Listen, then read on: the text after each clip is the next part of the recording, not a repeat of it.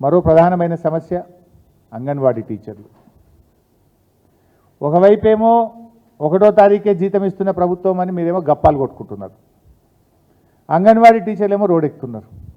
ఈ రాష్ట్రంలో 65,000 మంది అంగన్వాడీ టీచర్లు ఆయాలు ఉన్నారు. ఈ 65,000 మందికి 2 నెలల నుంచి జీతం రాలేదు. 2 నెలల నుంచి జీతం రాక అంగన్వాడీ టీచర్లు ఆయాలు ఆందోళన చెందుతూ ఉన్నారు. జీతాలు కట్టుకోలేక స్కూళ్ళు స్టార్ట్ అయినాయి, పిల్లలకు పుస్తకాలు కొనియాలి, బట్టలు కొనియాలి, ఫీజులు కట్టాలి, మా జీతాలు రావడం లేదని బాధపడుతున్నారు.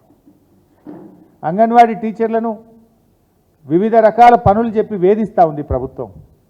మీరు ఇంటింటికి పోయి నల్లా సర్వేలు చేయండి, ఇంకో పని చేయండి, మీరు థంబ్ ఇంప్రెషన్ పెట్టండి.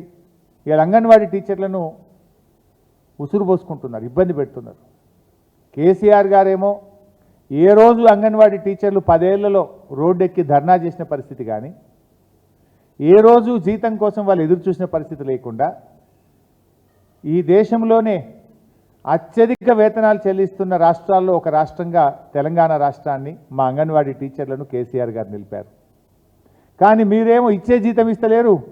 ఓ జీతం పెంచుతామని చెప్పి మేనిఫెస్టోలో గొప్పగా చెప్పిండ్రు. అంగన్వాడీ టీచర్ల జీతం మేము పెంచుతాం, వాళ్ళకి స్కేల్ ఇస్తామని చెప్పిండ్రు. పెంచుడు మాట దేవుడేరు, ఇచ్చే జీతం కూడా ఇస్తలేరు. 2 నెలలే ఆ జీతం ఇయ్యక. తక్షణమే వాళ్ళ వేతనాలు చెల్లించండి. మేనిఫెస్టోలో చెప్పిన విధంగా అంగన్వాడీ టీచర్లకు ఆయాలకు వేతనాలు పెంచాలని చెప్పి రాష్ట్ర ప్రభుత్వాన్ని నేను డిమాండ్ చేస్తూ ఉన్నాం. ఇకపోతే థర్డ్ ఇష్యూ బై సాబ్,